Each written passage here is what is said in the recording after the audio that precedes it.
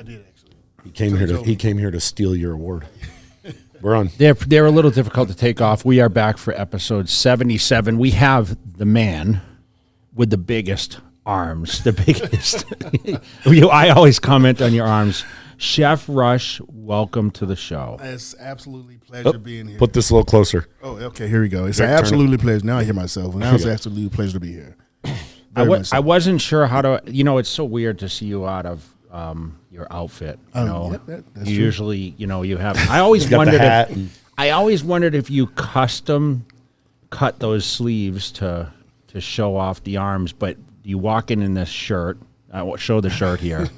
This is your book and also one of your merch shirts, right? Call me Chef, damn it. and you're still popping out of this shirt, so I don't think it was actually tailored. Now I have a different perception on that. See, I appreciate that. That's perspective. I said to him, when he walked in, I said, dude, you ever going to downsize? He says, I've already downsized. He's like, look at you. Exactly. It's about downsize. How down do you want to downsize more? This is my downsize more. How often do you eat? Every chance I get a chance, I eat. So that's why. No, you know what's funny is believe it or not, I actually wanted to be a chef at one point. My sister owned a restaurant. Yes, wow, and really? I was a line cook. He doesn't believe this because he can't imagine this. But I had this, and they say it is one of the most stressful positions you can ever do. Right? Yes. And I know. Listen, you've taken it, and we'll talk a lot about that because you're like a real celebrity chef, right? But the thing is most chefs expand the wrong way. Never right? Never trust a skinny chef. Yeah. They never say never. What about a fit chef? I don't know if I've seen a lot of fit chefs like this. You won't. Damn it. Does that mean you don't eat the food you cook? No, I eat it. I just got to work for it. You just go train afterwards? Well, we were just talking about he is a master of making food look like the presentation is everything, right? But does it taste like... It tastes... No, he said healthy food. He healthy. can make it looks like it's unhealthy. You're like, I can't eat that. Then you find out what it Yeah. is. Just like I did the cottage cheese ice cream with all the chocolate and peanut butter and, ripped it up with a bunch of fruit and things on top of it, nice and creamy and succulent. And you're just like, oh, my God. When's he coming to do our parties? How much is it going to cost for you to cater our party, you don't want to know that. Listen, we already know you're broke. You can't afford Rush. I actually, you know what? I don't cook for anyone anymore. I wouldn't even go to See, the White listen, House he's that big time. No, he doesn't cook. He just subs it out. Hey, go cook my stuff. Well, unless it's for kids or the homeless or for a cause, a charity. But people get me and say, hey, chef, can you come over and cook for me and so forth? I'm like, what's your rate? I'm like, 150,000. You don't know what that's from. Friday. Well, it's funny you were talking about cooking. When you were in the White House and we were just talking about the thing that you never knew, I saw Jay pass by when I was in the kitchen.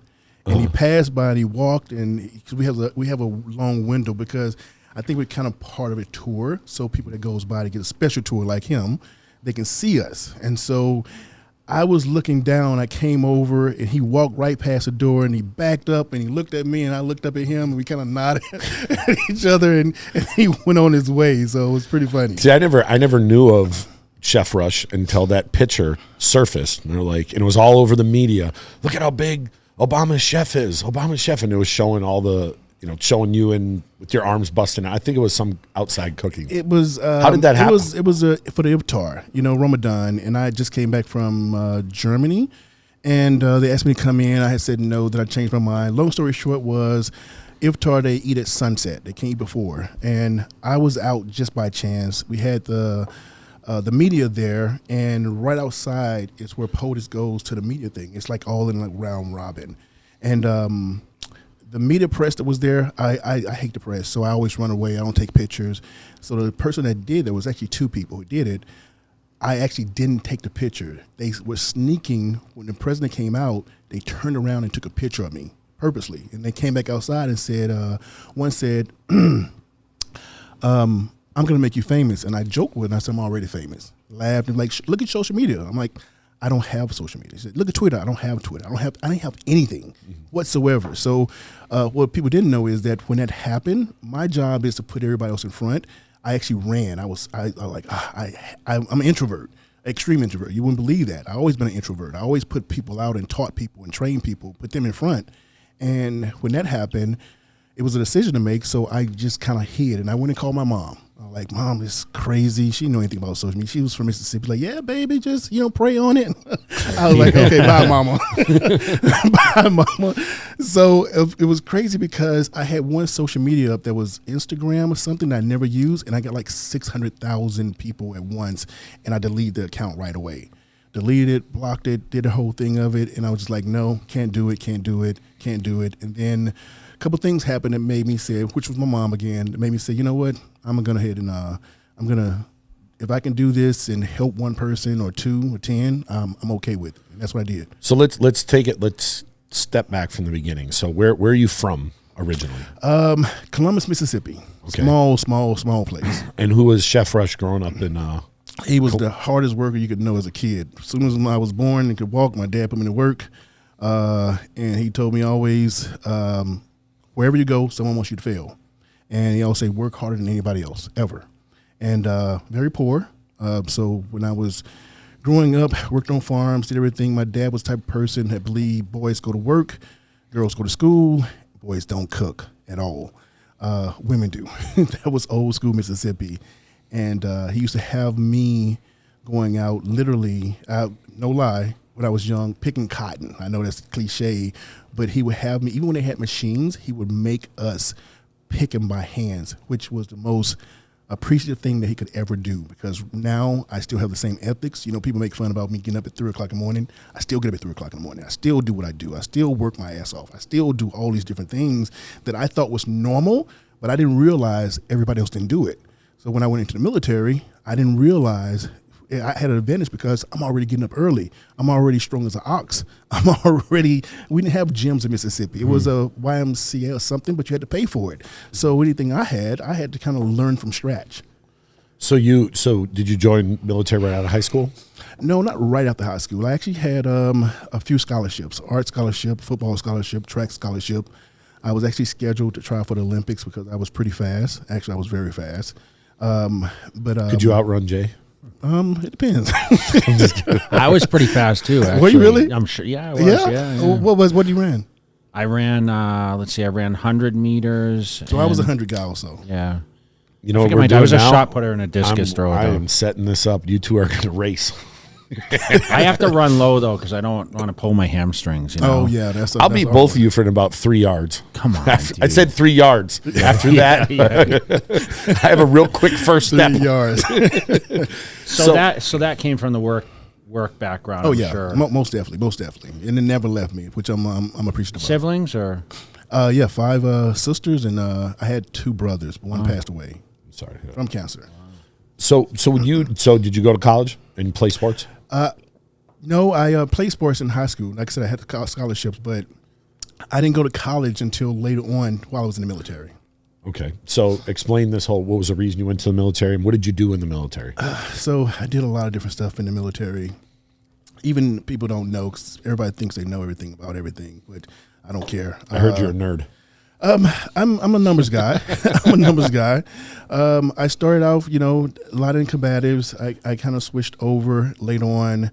But even in that role, I always went back to my numbers person. So I'm a logistician. I'm a logistical guy. So that's why I kind of, people think that, like now they think I'm the talent. I'm not the talent. I'm the CEO. I'm the person. I'm my own puppet master. So I tell people, if you're going to do something, like even with cooking, which was a hobby of mine, it wasn't like what I wanted to do. It was just something I learned from my mom cooking with her when I was younger, because she used to sneak and let me cook, and my dad never knew. But I also loved to eat, but everybody else was older, besides my younger sister. The next person up was like 13 years older. So I got leftovers. But anyway, doing that, I kind of figured out what I should do, how I should do it, and kind of run with it. Just like I was telling you, where I grew my social media and another 4.3 million in the last 8 weeks. I had to stop, think about it, because I never did it before. I just was on social media, and it was relevant to me, but it wasn't my bread and butter. I was too busy speaking, too busy doing other things. I had a lot of things behind the scenes. Mm-hmm. So so you started off doing You said combatant stuff? Combat arms in the military. Switched over, and then I did the stuff where, you know how you have a couple different skill sets? Mm-hmm. I was a Zulu 5. Excuse me. A Zulu 5 is a special identifier for working for certain people. You know, I had my top secret clearance.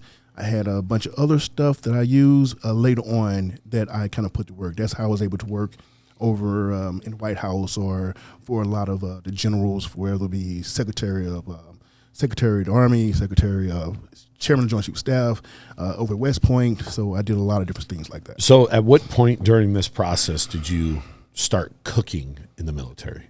Or was that just a hobby? So I did start cooking early on, but it was a different type of cooking than what I was used to. It's going to be a crazy story, but when I did start cooking in the military, it was not what I thought. I literally hated it. It was just like a big chain reaction of food, just like going a cafeteria, like mass feeding. You know, no heart to it. So the cooking just mounds of food. Yeah, just mounds of food, and didn't have the structure of the healthy cooking, that part. And now you got to understand, when I was cooking with my mother in Mississippi, it's the hospitality state. So when we cook for family, we cook for love, we cook for heart. We sat down and laughed and congregated and had that feeling of that euphoric feeling.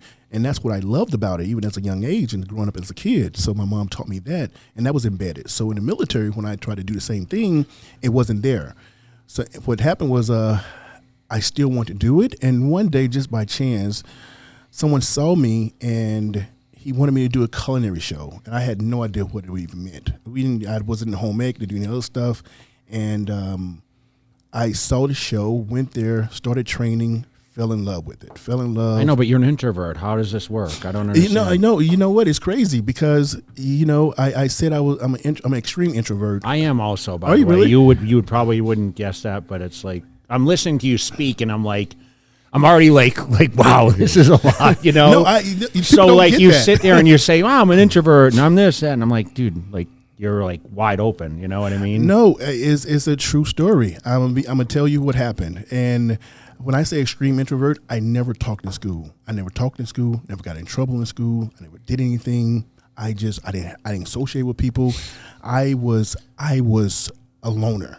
1,000,000%. See, and I tried to get kicked out of school, so I did bad stuff so I could go home. Well, you're close to your mom, like, in a sense, like, who did you look at as, like, your best friend? My mom was, I was a mama's boy. Yeah. 100% a mama's boy. I was a mama's boy.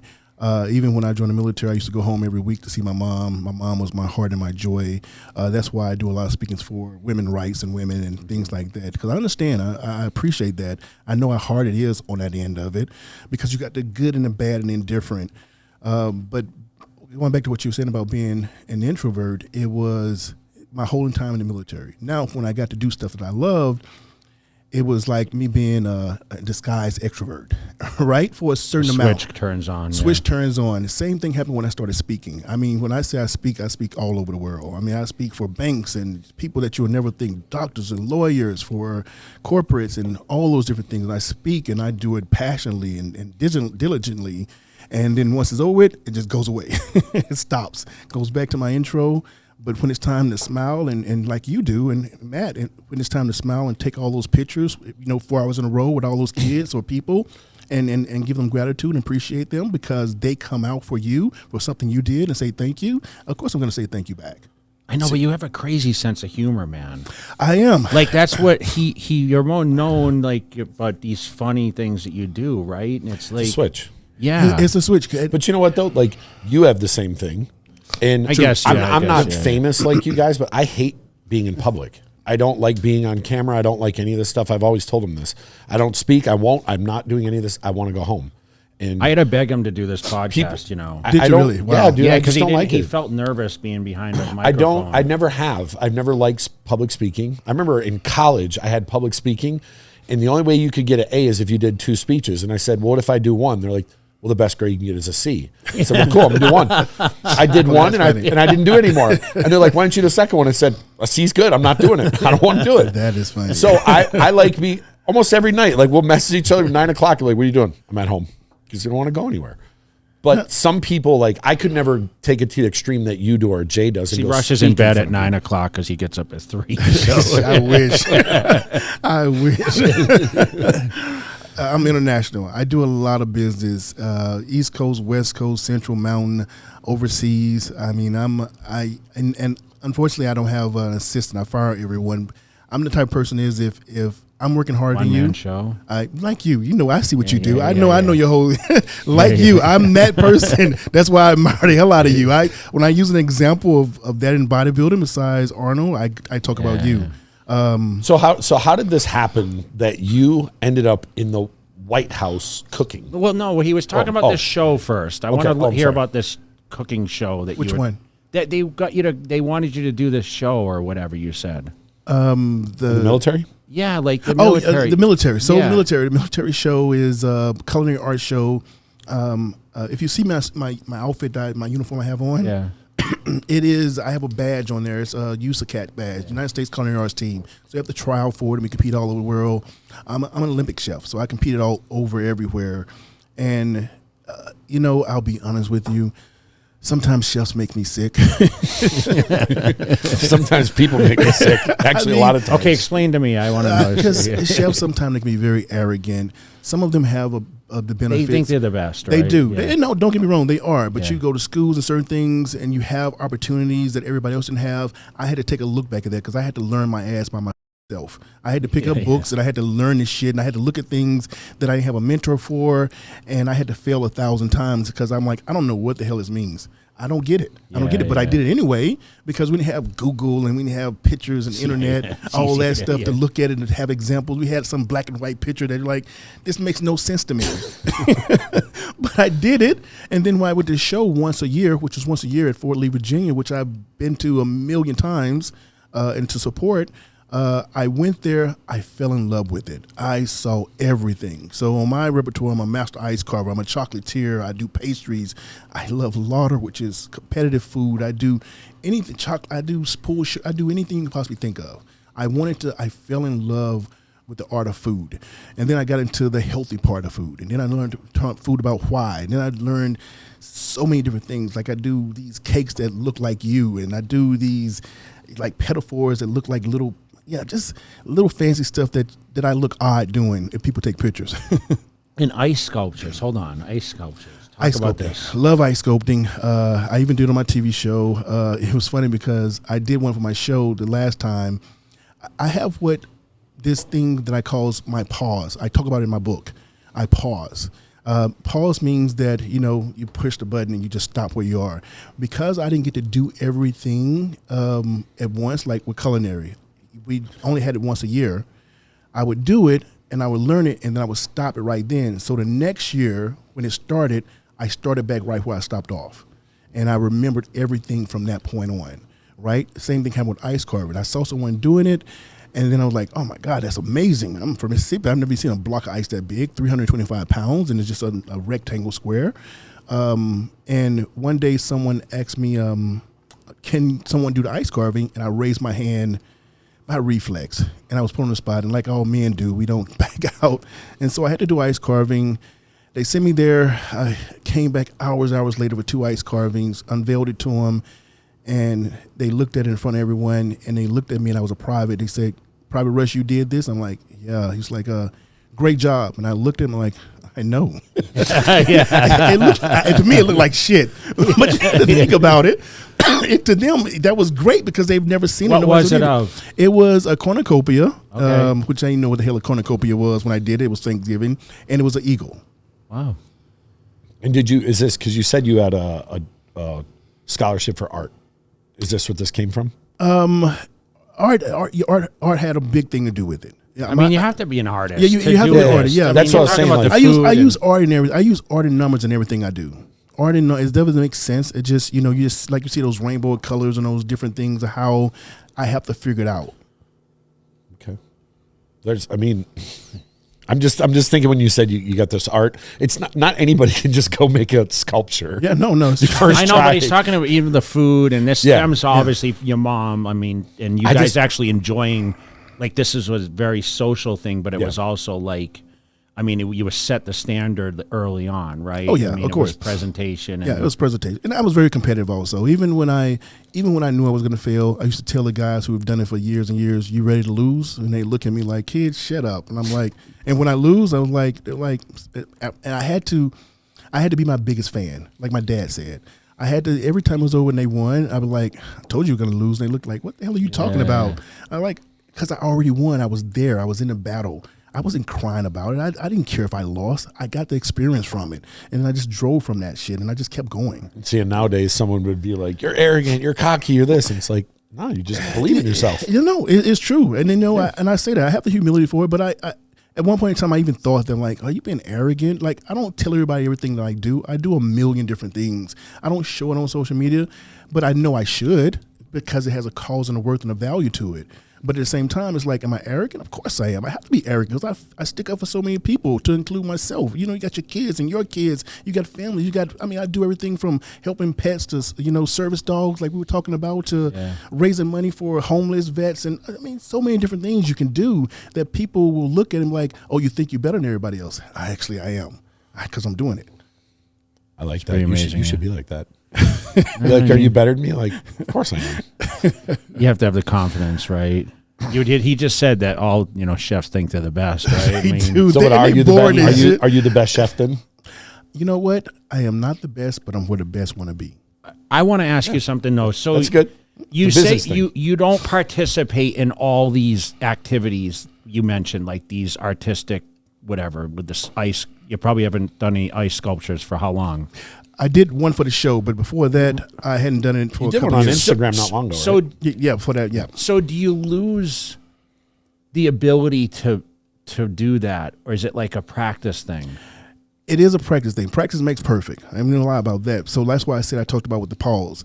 I have to remember the demographics, but the funny thing about me is when I did my pause section, the next time I came back, I got better every time because I thought about it the whole time. I thought about what I did wrong and what could have made it better. A lot of it's a mental preparation. Yeah. 1-dimensional, 2-dimensional, 3-dimensional, 3D, all those different things. I'm like, okay, this is what I could have did better. So next time I do it, I go a little bit further each and every time. I'm kind of blown away by all these there's a lot the things that you do, but what are you the best at? Ooh. That's what I want to ask. You should know the answer to this. What do you feel like today? Like if I asked you what's your best ability? And if you tell me social media, I'm going to laugh because he just said, like honestly, because I think you're good at social media. I'm great at social media, but you asked what's my best everything. I'll say the reason why I'm gonna say that is because people ask me what's my best dish. I tell them the dish I never created yet because I don't like doing repeats. If I had a bologna sandwich, I'm gonna make that look good. I don't care what you do. I ain't eating. I haven't had a bologna sandwich. You know what? You won't even know it. That's a crazy thing about it. I've had kids who say I don't eat vegetables, and they tear the hell up out of vegetables they don't know they're eating. You know why I'm not? What is in bologna? You know why I'm not going to eat it because I've never eaten anything you cook. What is in bologna? A bunch of shit. It is a bunch of shit. It is a bunch of shit. Is that like spam or? It's worse.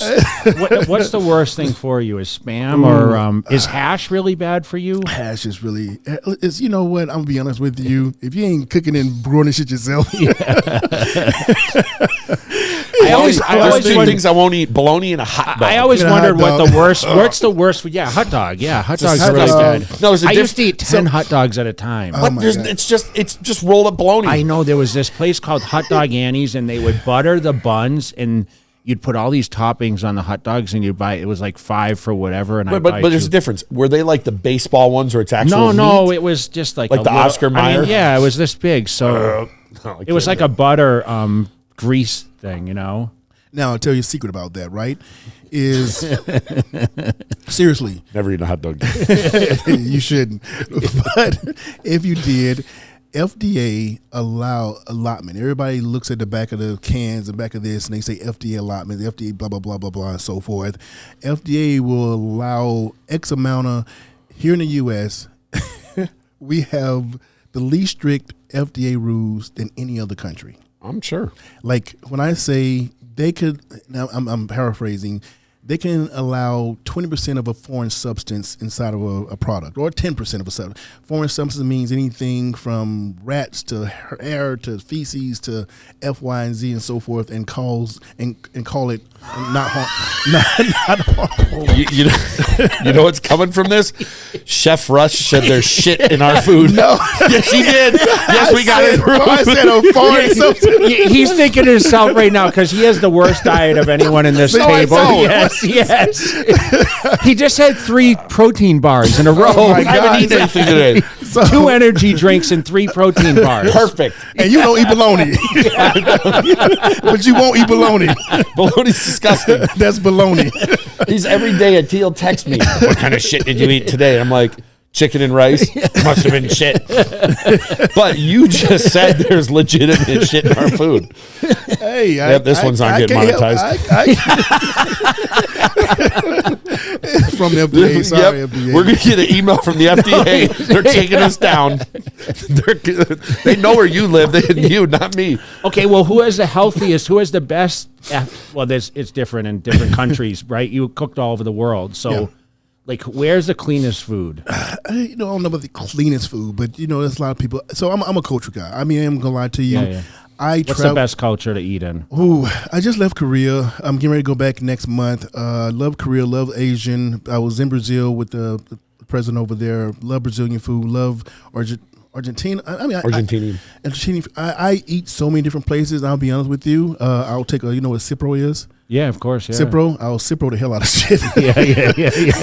You said you were talking about this in India. Yes, you better take Cipro. Yeah, you got to take Cipro. You're going to be shitting flames for a week. And I love it, but I will Cipro the hell. Oh my God, I don't even want to get into that story. Anytime someone goes to India, I'm like, you better have some Cipro. Do you go to India or? I've gone. I have a huge audience over in India, over in Brazil, over in Korea. I went viral a few times over those things where I still keep it, even Japan. And then the thing about it is when you go viral in like different countries, when I went viral in Korea, it was from some guys that came here and did some content with me. And then I had posters all over Korea. So I was like, you know what, I'm good at Korea. And I went there with, I think it was Heidi and Iris was there for a day. I stayed there for like 12 days and just ate all of Korea. And you know what the funny part about it was, they were like, oh my God, Chef, we appreciate you coming here and eating our food, with the expressions and all that. And you show love to each one. That's very important for the culture. No, exactly. Yeah. It's very important. I mean, I've been traveling around the world for years, and one of my most favorite things to do is when you go to a culture you've never been to, I don't want to eat the stuff that I know. Exactly. Show me something you haven't had. Exactly. It's the most unique thing I've ever had that would not sound good, but it is, and I've only seen it in Singapore, is when you get the chili crab. Ooh, it's crab. An actual chili like our parents maybe were kids, and then really high-end crab, and it's mixed in. And you'd think, like, that's disgusting. And it gets all over you. You look like a 3-year-old eating. It is one of the best things I've ever eaten in my life. For some reason, the way the chili and the crab mix as you mix it, you can't describe what it tastes like. And the first time I was like, man, that's going to be terrible. Why would you take crab and put chili? Why would you ruin it? And it's unbelievable. One of the other things I'll say about that is in cultural food is the culture itself. I go to people like I go to Addis Ababa, I go to Ethiopia, and we have the injera, and you have all this stuff with barari, all the things together, and you eat with your hands, right? Mm-hmm. And they come with I'm a coffee guy, so they'll come with the buna. Buna is they do traditional coffee that they drip it out, and they put the little sentence thing. They'll go around you, and you have to smell it, and they'll drip it out, and you taste it, and it was just like you get that whole experience that you evolve into another culture and understand what they're feeling and how they feel. Here in the U.S. today, it's all about Michelin 5-star. You get it. Oh, it's pretty. Let's take a picture of it. Let's put it on. Oh my God, it tastes good. And it was $5,000, and Chef Rush created it because it cost $5,000. But I'm gonna have heart in it. But at the same time, it's like you got to think about it. It's like I don't care about how good the food looks or how good it tastes. I want that person that's giving it to me to have that same personal touch with it to go along with it. Don't just take my money, take my heart to go along with that. I remember we went to Kuwait that first time. We went out to eat with the whole group, and they brought these platters out there, probably 3 feet across, and you eat with your hands. Yep. Everyone. Yep. You share. Everyone shares. Everyone's a big family, and you just. We kind of sat like with no chairs, right? Yeah, it was a huge table. Or something, Rolly was there, Rami was there. This was back in 2015.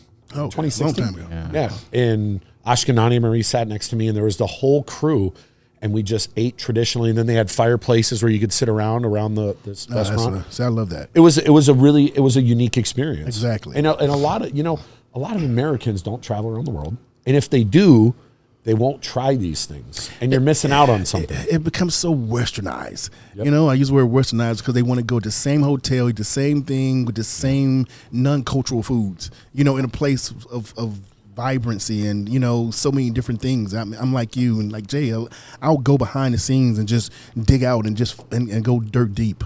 Mm-hmm.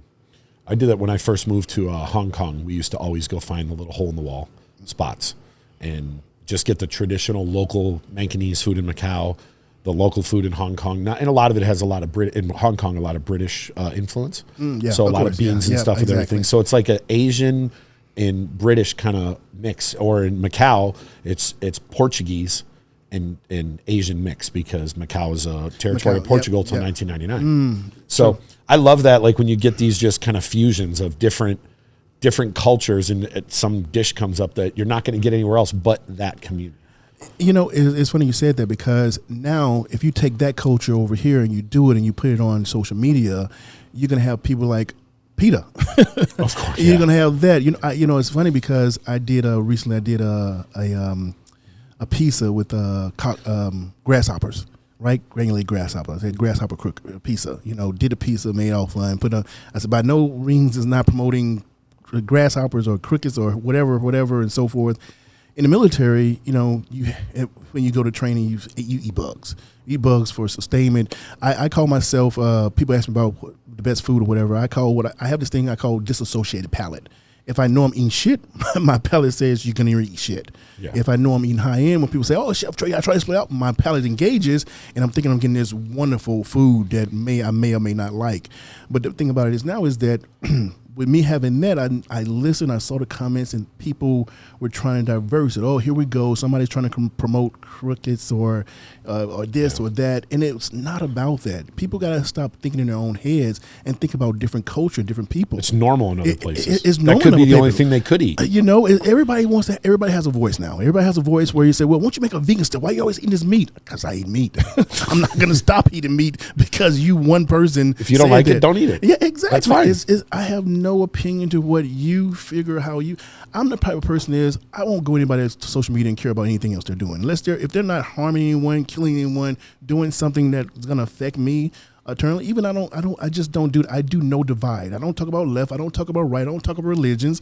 I have my own, but that's for me. Personal thing. That's my personal thing. So how you don't judge people. I don't judge. Yeah, I don't judge. I don't judge. When I say I don't judge, is that you have a first impression, of course. If you see a big black guy, you're going to say, that's a big black guy. You see a skinny white guy or a skinny Asian guy or a tall guy, you're going to set it in your head, but it doesn't mean it's judgment. It's just, it's a perception of it. I think people that have a more worldly view, that have traveled around, understand that. It's true. But unfortunately, there's not a lot of people that do that. Not a lot of people, yeah. Because people here that haven't traveled, they only know what they can see local to them. Exactly. And they haven't gotten out there and realized that, I remember the first time I went to China, one of my relatives was like, "Oh my God, you're going to communist China. They're going to do this, and this to you." And you get there and you're like, they're people just like us. They're families that want their kids to do better than they did. They want they want the same things. It's like, there's good people everywhere. There's bad people. I don't care what religion you are. I don't care. It don't matter. Just be a good person. The thing about it is now caveat. And I say, even if you have a bad person, you can't judge a whole community off of one bad person. No. Even if it's 100 and it's 10 of them that's bad, that's 10 out of 100. Don't try to criticize the whole entire race or culture or nature just because of that. Now, it's just one thing I noticed, and I'm sure some people get ruffled me saying this, but when you go to the Middle East, a lot of Americans assume, because they assume bad people over there. And when you go spend time in the Middle East, you realize that the people there are some of the most genuine, loving, protective, great people. When we go to the Middle East, it's one of the safest places. It's so safe, and they roll the red carpet out for you like nowhere else. You are So when you're appreciative. there, you are Yep. you are their guest, you are their brother, you are their family while you're there. But people that have never gone there don't understand that. They see something in the movies and assume bad people, but it's not like that. And that's unfortunate. You know, we do that on social, we do that on movies, and then we kind of adapt that. You know, we just kind of say, you know, it's like going into the ghetto. I mean, I'll even use my culture of black. You know, black. You know, this guy's aggressive. This, you know, I do my funny things with aggressive cooking and whatnot. Everybody knows I'm a great guy. Inside, I'll be honest with you, I am pretty aggressive. I mean, I have to be, because I've been in those situations in the military and in life. I've seen a lot of bad stuff. I've had a lot of bad stuff. I have PTSD. You know, I am a product of my environment. This is what PTSD looks like. You know, am I weighing on it? Am I trying to use it as a caveat or something? It's just my reality. I'm not going to be able to get out of that. I've had good things happen to me. I had bad things happen to me. The last time I've cried was last night. The next time I cry may be tonight or tomorrow. That doesn't mean I'm sad. That doesn't mean I'm angry. It's my release. It's how I deal with certain things. Yeah, that's true. I say that a lot when you see someone that has a certain opinion about something and people get ruffled about it. And I've always looked at it like I haven't walked in that person's shoes. Their life experience is different than mine. They grew up differently. They had different environment around them, and their view of something is coming different than what mine is. So sometimes you have to remove yourself from the shoes you walked in and realize that the person right there has a different experience than you. And maybe that's why they have a different opinion than you. It's true. But it's good to at least listen to it, absorb it, and understand where they're coming from. True. You don't have to agree or disagree, but you can at least say, I disagree, but I understand why you feel that way because of your life experience. Jeff, do you feel like when you're in a room like, with your peers, do you feel like you intimidate people a little bit? Like because of your size? I have. I'm not gonna. Some of the most unexpected people I've done that to. When I say unexpected, But you're a nice guy. Like I've seen you at the expos, and I watch you, you know, engage with people that follow you and your fans. Like you're very inviting. I never looked at intimidating. I mean, we joke about your arms, yeah, right? no, of course. But you know, being, you know, talking about a little bit of your past, do you feel like you invite people, your friend, like if you walk into a room and people, you notice like kind of whispers or you see reactive? How do you handle people like that?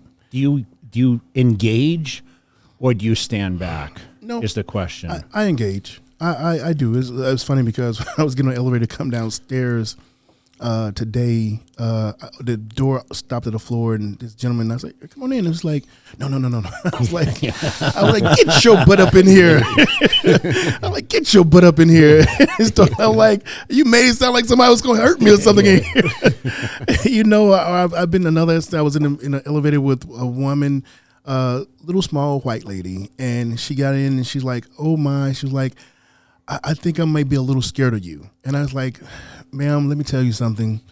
I said, "If anything went down, I'm the one person you would want to be here with." And she smiled. I'm like, "I got your back." You know? And, you know, you can't help that. People have their own nature, their own opinion. And it could be things they saw or something that happened to them, like you said, Matt, in their personal life. It may be a color, culture, religion, or something that happened.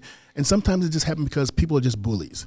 I've had a lot. I was bullied as a kid. I told you I was an extreme introvert. Even though I was strong as an ox and all that shit, people still said, "Oh, he's not going to fight back." You know, until I fought back, and then I broke somebody's rib because I hit him one time because my mom said hit him, and then she was like, "Okay, I take that back. Don't ever hit anybody else again." Don't ever hit anybody else again. So obviously you have a bodybuilder physique. What got you into that, and have you ever competed?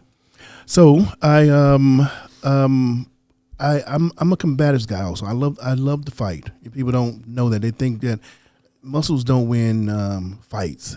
But it sure does help a lot. They don't get that part of it. You know, it's just like Jay being very flexible, keeping up on your parts. You're not in a 12-round boxing match where it matters. It's a short start. I can go a distance, and I make sure of that. You know, in the military, we had to train that way.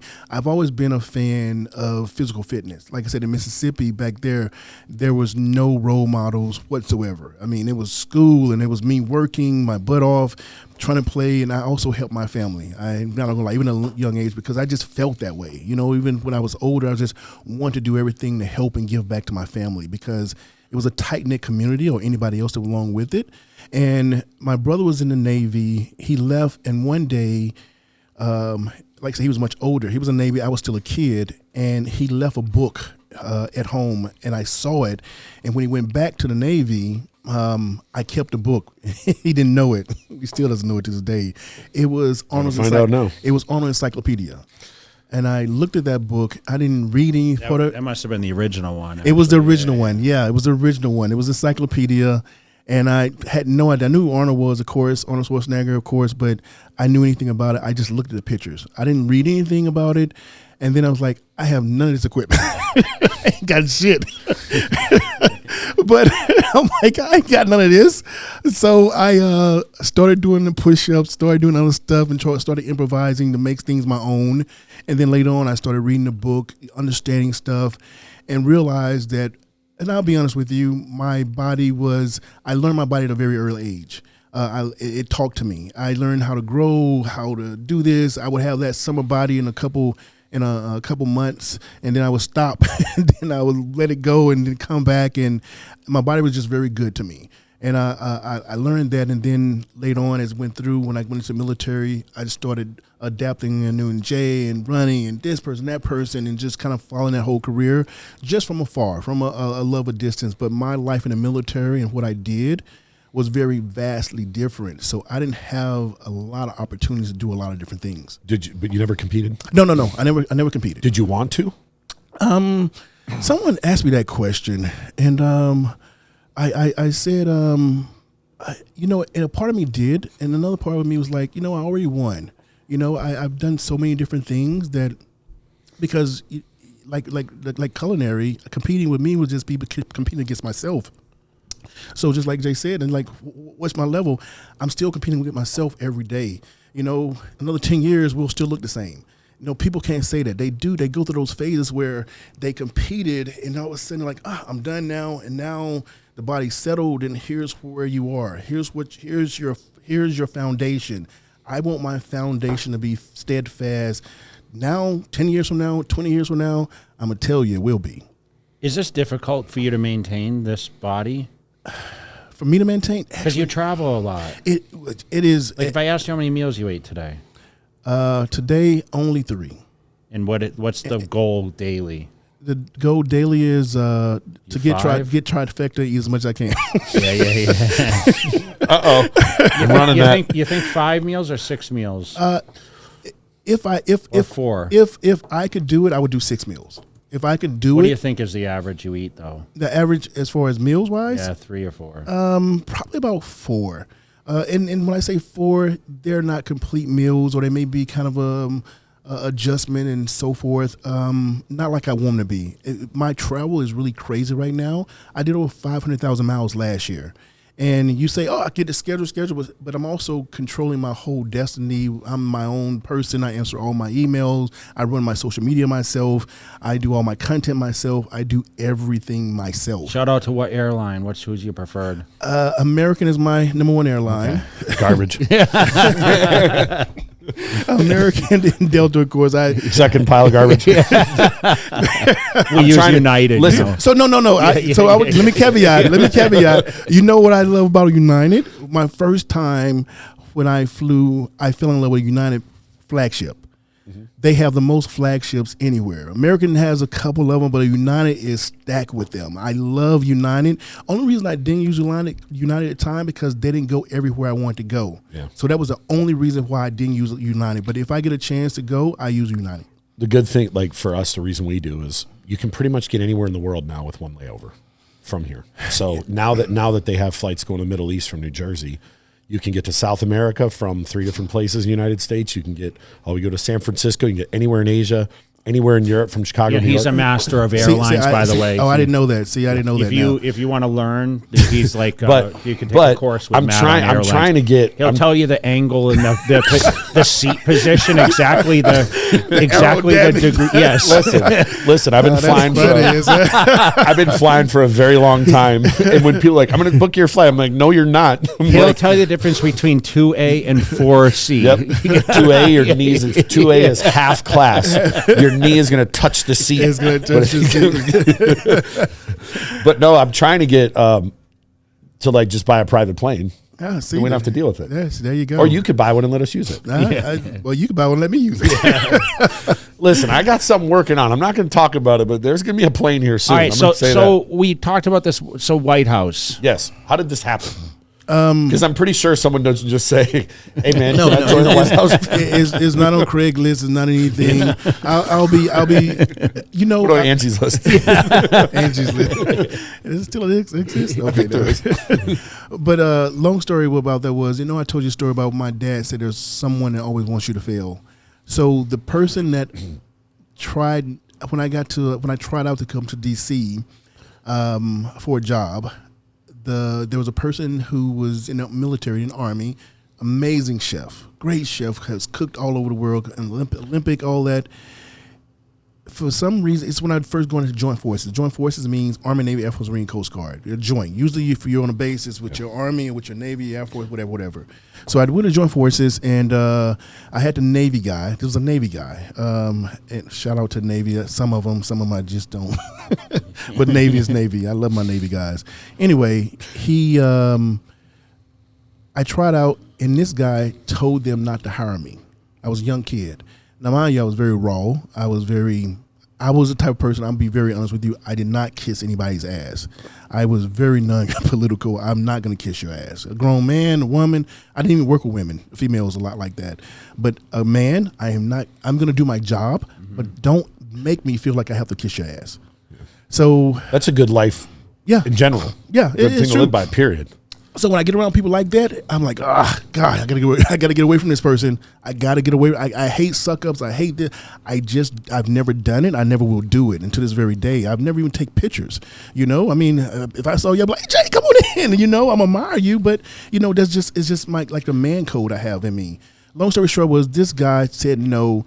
The Navy officer said, get him here now. He worked his butt off. He deserves to be here. I got there. I'm in the Pentagon. I think I told you guys I was in the Pentagon when the plane hit. Did I tell you that? No.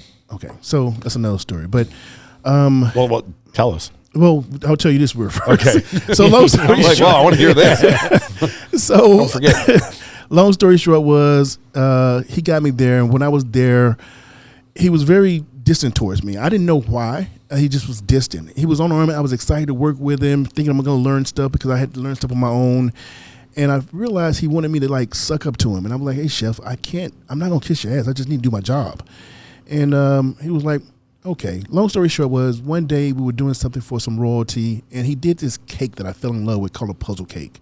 This cake was so intricate. I fell in love with pastries. He used to do it all the time. He never showed me, but I used to watch him. And the one time he did this, he failed. He tried to get it out to cut it, and it just fell apart. I mean, when I say food can save lives and end lives and start wars and end wars, this was one of those times because food really is morale, especially if at the White House or at something that's big or whatnot. And when he cut it, he just panicked. And the Master Chief that was there looked at me. I'm a young kid. He called me an Arm & Hammer for some reason.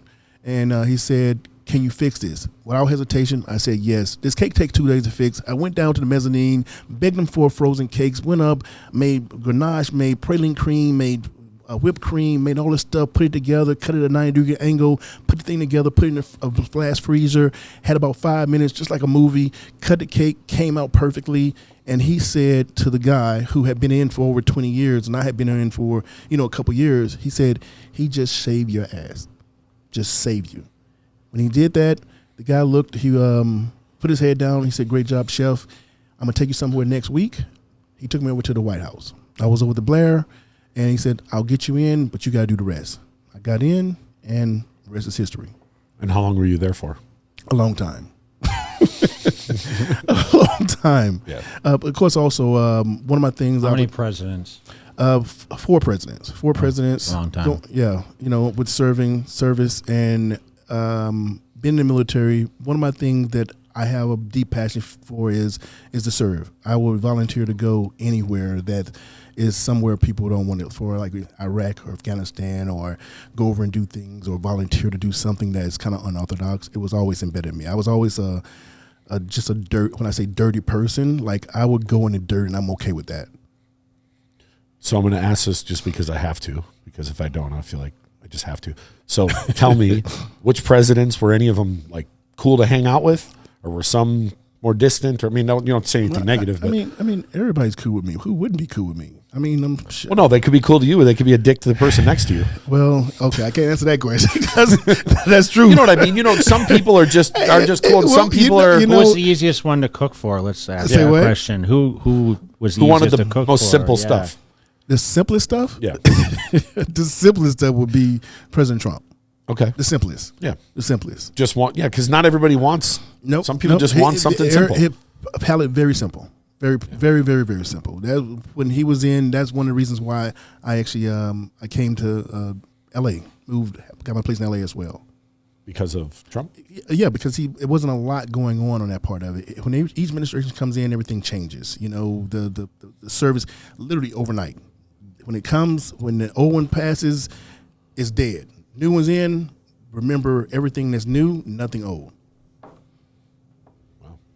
So what happens in the middle of the night when the president wants a sandwich? He gotta go ahead and get it. Make me a sandwich. So I'll tell you, Kibik, that a little nitpick that a lot of people don't know, that the president actually has to pay for their own food. Yes, they do. They have to pay for all their own food. What do you mean? Unless governors do too. Unless it's an official. Unless it's like a state dinner or anything, no, they get billed for it. Really? And it's a lot. I don't know the cost. I remember that from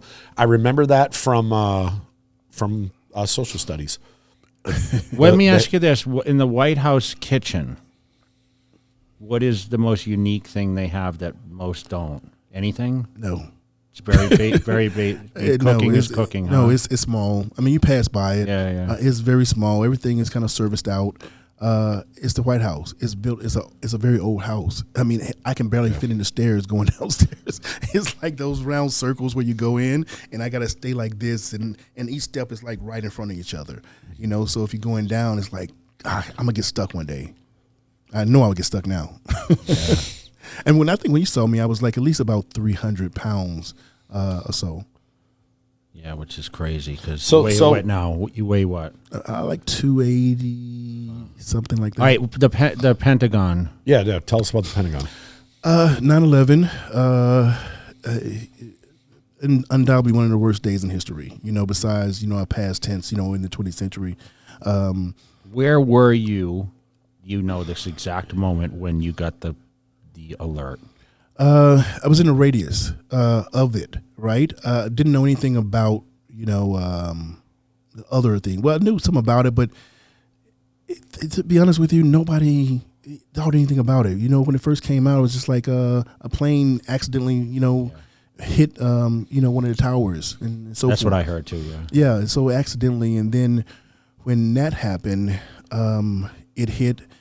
And so let me clear up something. It wasn't a missile. It wasn't us. All the conspiracy theories that came out, it was actually a plane.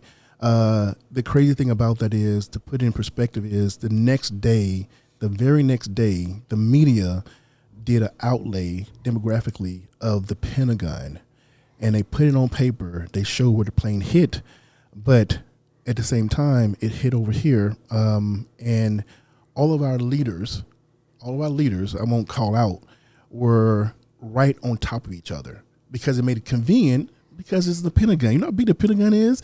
So I think it's the biggest office building in America. It is. Massive. And Secretary of Army, Secretary of Defense, Secretary of Navy, everybody was stacked on top of each other. It made it convenient because you're just going up to another area to see them. When that happened, the media showed it. They had to spread them out all over the Pentagon. So instead of being, going, a 3-minute walk, now you have a 15-minute walk, or a 20-minute walk, or a 30-minute walk, just so they can do it in perspective. So when it hit, I got in the radius of it, which if you see me coughing a lot. So when that happened, I got equivalent to say 10,000 cigarettes me smoking at one time. For that first year, I couldn't breathe. Like I had complete like CPOD. I had a lot of stuff that happened. Had to relearn a lot of different things. It was just with asbestos and all this other different thing that happened. It was just horrific. I also volunteered to do stuff that, like I said, I was very entwined with support and doing stuff that a lot of people wouldn't want to do, for service. So I helped do cleanups and some other things that happened along with that. I remember the next day also, Donald Trump was in, Duns Rumfield was in Secretary of Defense. Yep. And he went on news and he told everybody, hey, everybody's coming back to work the next day. We're not going to let them win. And, it was funny because I didn't agree with that statement at the time, because I was like, people have lost so many. I lost some of my gym buddies, a few of my gym buddies. I lost some friends that were close to me. And the crazy thing about it is last year I trained with the POAC, the police department, SWAT team, all that. One of the guys from there called me, and I hadn't talked to him in all that time. You talk about 20 years, a very long time. Well, whatever it was, a very long time. And he said, "Chef, I need help." He's like, "I can't get out of my head." He was like, "My wife, I'm losing it. I'm in trouble." It was like, depending on, I've tried to get help from someone, and you think about, he was talking like it happened yesterday. And I know that because it was the same time that I had lost as well. And I tried to combat it with cooking, as my coping tool, and coming up with some different things, or going to the gym and mastering it. But I couldn't go to the gym every day, but I could cook every day. Because sometimes you just get to the point where it's just overwhelming, where you just feel lost and helpless. And I remember they said, if you need any help, go talk to, we're going to have some therapists. We're going to have some people coming over. They didn't say therapists. Some people come over you can talk to. I went to my supervisor, and I said, after talking to all these guys from the police department that was helping and, doing cleanup, they said, hey, we get some help. You should go do the same thing. I went to him, and I said, hey, I think I need some help. I need to talk to someone. And he looked at me, and he said, do you like your job? And I looked, and I said, Roger. And I walked away. And then fast forward, it was a build-up until one of my generals, after coming my last trip back from Iraq, which was in 2017 when I came back from Iraq, my last trip, I was at West Point in New York, and he called me to his office, and he said, how you doing? And I was like, I'm doing fine, sir. What's going on? He said, it's that time. I looked at him, and I was like, that time? And I already knew what he was talking about, because, like I said, I was a big guy, and I was pretty aggressive. And he said, it's that time. And I was like, time for what, sir? He was like, he said, you've served your country diligently. Now it's time for us to serve you. And I got up off the dress, and I was like, what are you talking about, sir? I'm like, do you know who I am? I said, you know what I've done? I'm like, I have no idea what you're talking about. He just sat there looking at me like you, and he just didn't say one word. And I walked out, got a call from the chief of staff, and they said, you got an appointment at therapy the next day. I hung up, went there, saw the therapist, one ear and out the other. I was walking out. As I was walking out, I went past this soft cap. A soft cap, this big guy, who's the military, he did combat. And we looked at each other and put our heads down and kind of like, glanced. I went to the elevator. He went to the desk, and he turned around, and he ran back up to me. And he looked at me. He said, brother, if you're here, I know I need to be here. And from that, I just got chills, like even now. And we embraced each other. And from there, I'm like, I know what I need to do. That was the end of it. And I'm still doing it. You're still affected on a regular basis? Of course I am. I mean, affected, but I do more so by spreading what I do and how I do and let everybody know. Only problem with that is that everybody in the military has their own perspective of what they did. Here is the truth of the matter is that I don't care if you swept a floor. I don't care what the job was. You could be a desk jockey. Nobody is more special than anybody else. Everybody is affected differently. When they say they have PTSD or mental wellness or emotional distress or depression or however, don't say, what's your job? What did you do? Oh, I was a housekeeper. Well, how the hell can you don't know what that person's going through, Everyone what they've been processes through. Information Everybody processes things differently. Everybody wants to be like, well, I did this and I did that. I don't give a shit what you did. I give a shit of what you're doing right now. So if you did something in the past tense, what are you doing right now besides telling the story? Now, to each his own. I honor each and every person, but at the same time is everybody deserves the same respect from everybody else. How important is your message today? Like how like do you feel your voice is like really made a mark in everything that you do? Because you're involved in so many charities. I am. A lot of charities. Like, I mean, I don't even think we can list them all, right? I mean, no, you can't. I couldn't even. If I told you, you wouldn't even. It's a lot. You know, it's funny. Just today, I was talking to my lawyer. Everybody wants to ride your coattail. Everybody wants to ride your coattail. Of course. And then it's crazy because, like I said, I'll never go and talk to anyone or be anyone. Someone said something. I'm doing a campaign for a nonprofit, and some person in the Navy reached out and said, who completely lied on me and said, "Oh, Chef, he did this and he did this and this and this," and I'm like, what the hell? I actually knew this guy from 4 years ago. He wanted me to get some people to help him open a restaurant. He wanted me to help him get a TV show. And I'm like, I'm not dealing with you. And he went back and he's trying to capitalize off of the things I've done. And he said on a message to them that I am affecting hundreds of veterans because of what I did. And I'm like, what is this guy? And it was surprising to me because I don't understand how people are like that. I remember what your dad told you. Yeah, I know, but I can never see my own self doing it. Like I said, if you're not, I don't. If you're in the military and I was in the military and you're making $10 million a day, whoop-de-doo, I give a shit about what you do. I don't care whether you're doing it for good or bad. People say, oh, you should be doing this with your money. I don't care what you do with your money. It's your money. That's why it's your money, because the government's going to take it from you anyway. Mm-hmm. Someone's going to get it one day. It's going to get it anyway. Yours. You're just holding on to it for a time. So it's just funny to me. My message is to everybody to just think and process for 1 second before you open your mouth. Think about your kids, or if that was the other way around. Everybody wants to think of something. I told you recently, unfortunately I lost my a daughter, 11 years old. And I wasn't even going to say this today. Daughter, 11 years old. She lost her 5-year-old brother, her 6-year-old brother, and also another military member. And that happened from the hands of their father, who was a military veteran, and her stepfather. And I had to hear about it at 3 o'clock in the morning, going to another event to do something that I love. And I cried my ass off. I had to process this and say why and how and so many different things. And this is recent, in the last 2 months. I remember you talking about this the other day. And it was something that, to this day, I still don't know, but I know it's especially after Eric, and then I had some other things happen, and then this happened, which was just 5 people lost their life that day for no reason whatsoever, and I do know that they say when it says he makes no mistakes, and everything happens for a reason.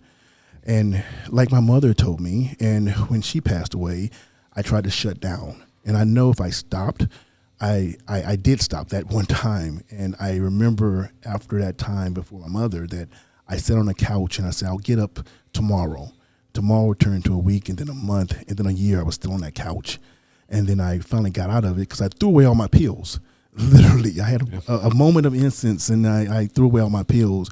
And so this time with this one, I wanted to do the exact same thing. But I remembered her. I remember her brothers. I remember that sergeant major that was killed as well. And her father also committed suicide. He did murder-suicide. So he killed everyone and did himself. And I had to process. I'm having to process that, and how to say that, because I know how evil people can be. They can use what I'm saying right now is as a conduit to destroy. Like even with Eric, when that happened, someone said, how did you deal with that, knowing that you do this and he did X, Y, and Z? From a person I know, people can be people, whoever they are. And so it's a whole different world. It's different thing. So the message I say today is absolutely 100% my livelihood of saying my whole entity in my being. So let's on a positive tip. I'm sorry to hear about this because I know we spoke about it recently. On a positive tip, you became this famous chef, and now you're all over the TV with TV shows and making appearances on Good Morning America, whatever else. Like, tell us about this, because it's like you had this career, and then once you got out, you're reborn, and now you are everywhere. Yeah, no, it's true. And you know what? Like I said, this is a product of PTSD and an extreme introvert. Good Morning America, of course, I've done a million of those. I've done everything. And I said, arbitrarily because I have. And it's like, it means everything. I've done Disney. I have a Disney show out where I'm a judge for a snow carving competition. And of course, Master Chef starts tonight where Gordon Ramsay, which I'm doing a special edition where they honor veterans, and I'm one of the guest judges, so I have some fun with that coming up. It's not tonight, but it'll be coming up one of the episodes, and I'll find out when. And I have my own show that Gordon Ramsay produced called Kitchen Commando, which was on Tubi, that did #1. That was an amazing show that he actually let me put in.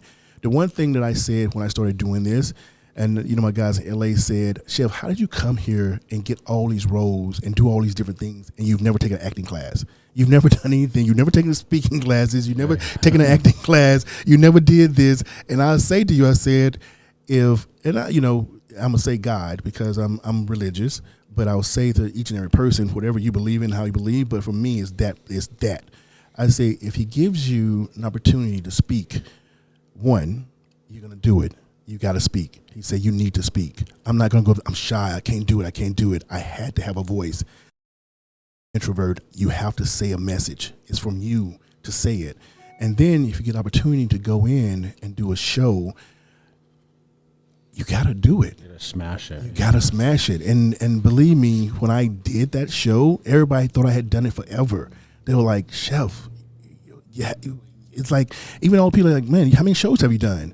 I'm like, enough. I'm not gonna tell you because they'll change their perspective. Yeah, of course, yeah. Yeah, I was killing it. It got rave reviews, and people was just even today like, when the second season's coming out, when this coming out, man, thank you. But the great part about it was with Gordon Ramsay, which I appreciated. He let me put my own twist to it. I used the military Kitchen Commando. I put my camouflage on. I put structure in. I put community. I went and brought in service dogs and doing kids with doing this at the churches and giving back for food insecurities, and it's now not only a food show, but there's a message that goes along with it. Which is the ultimate. The ultimate, exactly. So anything like fun and exciting coming up you can speak about? Fun and exciting. Life. No, I mean, I know you got your hands in a million things. I do. I have a few campaigns going around mental health and suicide awareness that's coming up, actually starting in June. I got, oh my God, I have a bunch of different things. Another couple more shows that's coming up. I have another book that I'm doing that's going to be a cookbook that's actually focused on fitness and mental health and realistic life. Let's talk about your charity, because I know you have your own charity. I do. I know you're involved in a lot, but tell us about your charity and what it's all about. My charity actually is called 2222 Inc. Together to serve, to help too many, right? And it's all about underprivileged kids. I am a huge kid person. I mean, I love kids to death. That's one of the reasons why, 8 weeks ago I decided to grow my social media, because the reality is everything's social media now. So I actually went ahead and did that, and I did it well. And my charity kind of bridges the gap between kids and helping with military guys or influencers or first responders to help them as mentorships, giving out scholarships and feeding them and all other things, but more so on the mentorship part of it, where they know their worth and value no matter where they come from. And which, like I said, I came from the projects. I didn't have those opportunities. I didn't have those voices. I didn't have that way where someone said, oh, you can do and be anything you want to, besides my mother and father. Yeah, who was the biggest mentor to you? Do you feel like, was it your parents, or was there a person that in the military that have you ever had that wow moment with a person? You said not a picture taker, or you meet people, that you look at it for inspiration. I'm an energy guy. I take energy from each and every person. Like from Matt, from you. Like I told you, I know when I said about me doing everything, I know your story. I know how you each and every time you packed up your own seat, you pushed it out. Yeah, you know what? He was doing that before you got here. Yeah, so we were talking about this because Matt keeps bringing this up to me, and he says, I don't realize my impact because I'm just a guy, just like you. Like you just told me, you get up at 3 a.m. and like what drives you, right? And it's like all these successes that people look at, but this is your heart doing it, right? This is your passion. So you don't look at it as like I'm doing all these tasks because this is my life, right? So I don't see this. So I think you looking at me, I'm kind of taken back a little bit because I'm listening to a crazy success story. In my background, I come from a small place, the youngest of 7 in my family, okay? I was, same thing. Like, it was me and my sister a year apart, and then it was like a 10-year age gap to the closest sibling. So, like, my dad was 44 when he had me. So he had already been through all the children. Yeah. So he was kind of like, you do what you want to do. I've already raised all these kids. You should know better. He kind of, and I started working at 11, my brother's concrete business, and they mentored me. And then eventually you meet other people that like were business mentors, like Chris Aceto, who trained me, from the time I was 18. Like he took me on, didn't charge me because he saw the potential, right? And taught me a lot about not just nutrition, but business. And, I rub elbows with greats. So I just always wonder, well, someone like you that has, no ceiling to what you do. It's to the moon. He just asked you, hey, what do you got coming up? And you're like, okay, let me think of one of the 50 things that I have, great things, because it's not a job. So like who along the way was a figure? Like, did you look at a president or a military person or people on the outside, or was there anyone in fitness? Is there anyone that you look at, like we talk about chef, he was talking about food the whole time. Is there a certain chef that you're like, man, that is, like, who's the greatest? I know you say you're the greatest, but there's got to be people that someone's motivated you. Yeah. I'll be honest with you on that part of it. When I say that, I'm not just shooting smoke up your ass. When I say that, I've looked at everybody. Even Matt, I've said this to him in the past. I'm like, I see how hard you work. It's a little nuance. I know you probably heard it or you don't heard it, and I know how hard he works. I've seen what you do and how you built your legacy. You did it from the ground up, hand by hand, literally by hand, packaging stuff and pulling and doing this and doing that. And me now, where I'm in it, it's important to be around the right people because I know nobody can work harder than me. On that part of it, the mentorship is my mother. I saw my dad work his butt off. Literally, my dad, he had to drop out of school to help his family, and he couldn't read or write, but he could count to a billion. He was just a money guy. He bought his first house cash and did this and did that. And, that was my inspiration on it and my motivation. And I didn't realize as far as a mentorship, I've had plenty of people that contributed to things and nuggets and pieces in my life. Nobody that sat down and said, I'm going to do this. It's people that I looked at and said, wow, that was incredible.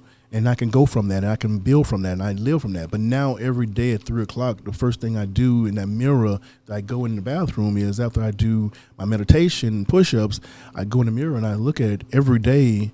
I have to be my biggest worth. And I say, hey, you worth it.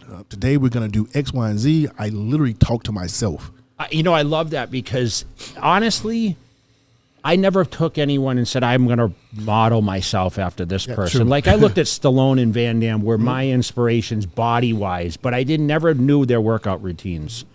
I read Bob Harris's book, Beyond Built, when I was 16, and I picked up magazines, and you talked about the black and white pictures of creation of, hey, now you can go on the internet and watch this. Yep. Like you can. So it's less of a artistic mind maybe because now you can actually see the creation on video. I try to tell these kids, right? It's true. That now like you want to plug in, I want to do chest. Let me watch 100 top bodybuilders or fitness people work chest.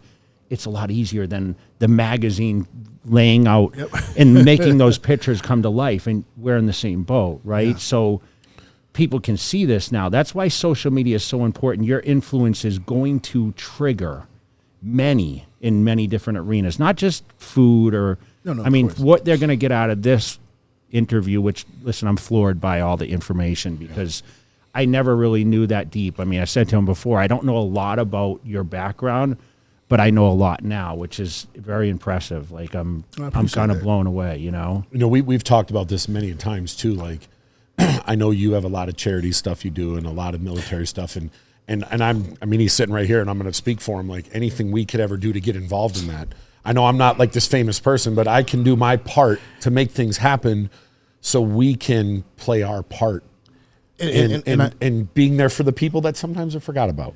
And I love that, and I 1,000,000% take you up on that offer. You know, it's because it's I so hope you much. do. No, and I love it because its sincerity is not like you said, Jay, earlier, where it's like it's not a job. You know, it's an honor and it's a privilege to me to do the things that I do. You know, it's just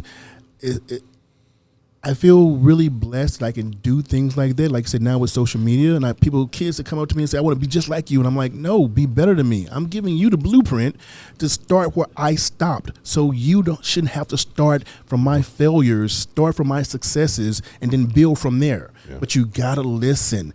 You gotta be humble. You can't be this person that think I'm gonna be the next superstar in a second or so. You're gonna have to go through those struggles, and then doing those struggles that's necessary, and it's okay. Yeah. I remember one time we were in the Middle East, and we did this appearance, so we had 4 athletes there, and I always know my role. I stay off to the back, and these guys came over to me and, hey, my name is so and so. I'm kind of thinking like, why are you talking to me? Like, Jay's over there, Angelica, guys there. We have all these guys, and he's like, no, so-and-so said you're the person that helped set this up, and I want to thank you for helping do this and not forgetting about us. And you're like, okay, you're going to get me teary-eyed here. Like, who am I? I'm not the important person, but everyone needs to play their part. Everyone needs to know their role, and people like you guys are out in the forefront that people want to talk to you guys, but there's people like me and other people that we can't do that part, but we can play our part to make it happen, because sometimes him having a conversation or you having a conversation with someone on the other side of the world, who knows what they are going through. Exactly. But that one conversation could change the whole trajectory of their life.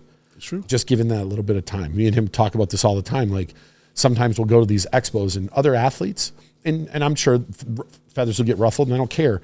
They just walk off because they don't give a shit.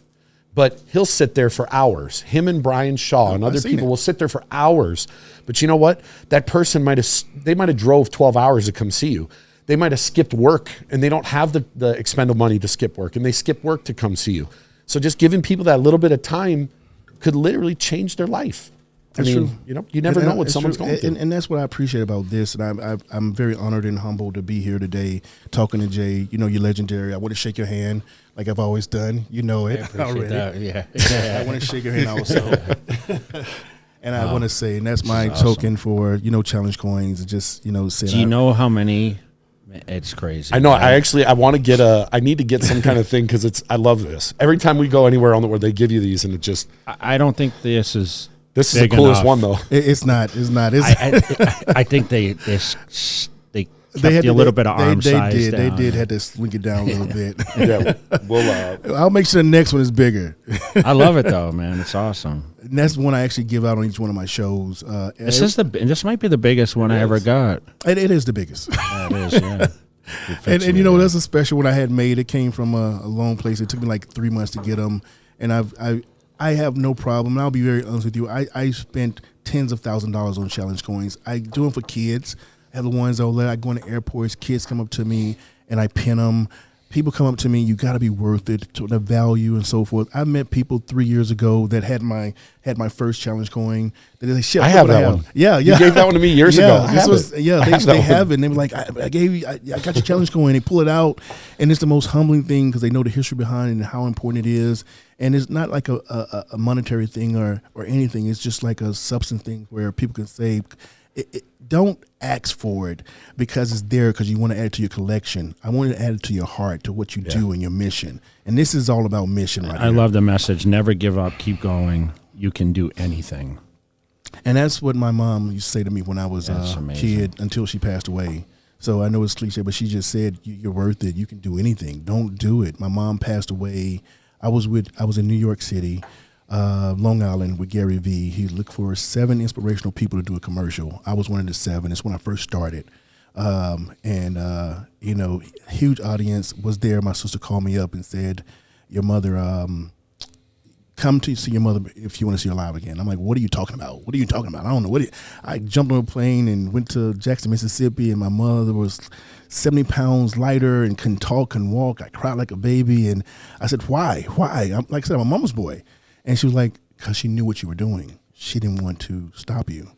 And so I contribute that, and I say to that she sacrificed her life, knowing how much I cared. She knew I would stop.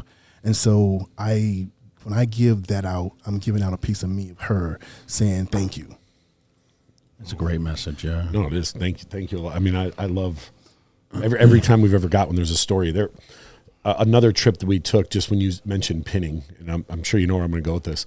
Pinning. We went on to, we were in Dubai and there was a ship in there, and one of the guys was supposed to get some type of pin because he moved up in the I thought it was in Kuwait, I think, actually. It was it was in the Marine base. It was a Marine in Dubai. Yeah. Okay. Dubai. Kuwait's Camp Afrijan. Yeah, okay. And they asked if Jay would do the honors, and they had to get permission from the general or lieutenant, and they allowed him to. And I still have pictures of him standing there and going up and pinning the guy. And it was like this military thing. We actually got to witness it. I was like, oh, that's awesome. Dude, this isn't something a normal person sees. That's like a prestigious thing to see. Of course. And Jay got to actually pin him. Oh, that's pretty. He asked if I could pin him, knew I was there. And Yeah. It was pretty awesome. I ran into him, again. Oh, you did? Yeah, I ran into him later because I was on Camp Lejeune or something, and he came to see me. Yeah, I love going to those bases because people get so excited. They do. They get excited when they see you. You've been at Fort Belvoir a few times. Yeah. I remember you all over. And that's what I love about that, and that's what we need to get into now. Unfortunately, the military recruiting is at its lowest in a very, very long time. And I'm happy to be able to get out and do a message where we can spread it to get more people to join the military services and understand why. Unfortunately, today's age is that even with the amount of money they're giving, even with the loose constrictions, everybody thinks they can be the next internet star and make billions of dollars in days, and it's just not that simple. You still need to have that leadership skills, that structure, that tact, and those life skills to go on. And even for a very short period of time, if you decide to, just move on. And people are like, I'm not going to war. What war you see we fighting around besides in the streets of our own backyards? There's no wars. There's only opportunities, and we need to take them. We need to go on some more. It's been a while since we've done because of the pandemic. Yeah, exactly. The pandemic stole our thing, and that's what happened. And I tried, and it was just like, but it'd be great if June was I usually did Pendleton, and 29 Palms was kind of the kickoff in June, and I did all branches. I know people argue what the best branch is, right? They all think they were in the best. Everybody thinks it's the best branch. I would love to be able to take 4 or 5 fitness people that I know really give a shit. Yeah, if anyone's watching this, and I'm sure we would love to start, just doing these voluntarily. That's easy. If you want to do that, we can make that happen. Yeah. It's so many, and you said about the best branch. I'm Joint Forces. Everybody sees me. I'm Army, but people ask, what's your branch of service? That's one of the things I say I don't even talk about a lot. I'm military. You never see me join the military, join Army. I am all branches in one. I care about each and every last one of them the same. Yeah. Of course, you have everyone has their role. Friendly rivalry, Army versus Navy and all this and that stuff. We're going to whoop their asses. But at the end of the day, I'm going to root for them also. I was listening to an interview the other day from the lone survivor. And what's the guy's name that was saved again from Lone Survivor? Why am I forgetting his name? Yeah, I know. Yeah, he was like, the worst part about this was the Rangers came and got me, and they're never going to let me live it down. He said that in there. And he's like, true, but you know what? I was happy to see him. There you go. I remember that. It's a true statement. Yeah, that's great. Well, man, we appreciate you coming on and I appreciate you taking guys. the time to spend with us. Where can people reach you? You can reach me right here. I'll be here tonight and next rest. No, I'm Instagram. I have my website, which is chefrush.com. Instagram, Real Chef Rush, Chef Rush, YouTube, Chef Rush. We'll link TikTok, all your stuff in this all too that. as well. Yeah, I'm everywhere, and I do like you guys. I answer all of my DMs and messages because I look for people that may have something that's going on that's underlying that they don't want to talk about in public. Well, we appreciate it, man, and it's been an awesome learning a little bit more. And It was amazing. Thank you. Thank We're you. out. Oh, by the way, you owe me some push-ups for those. Yeah.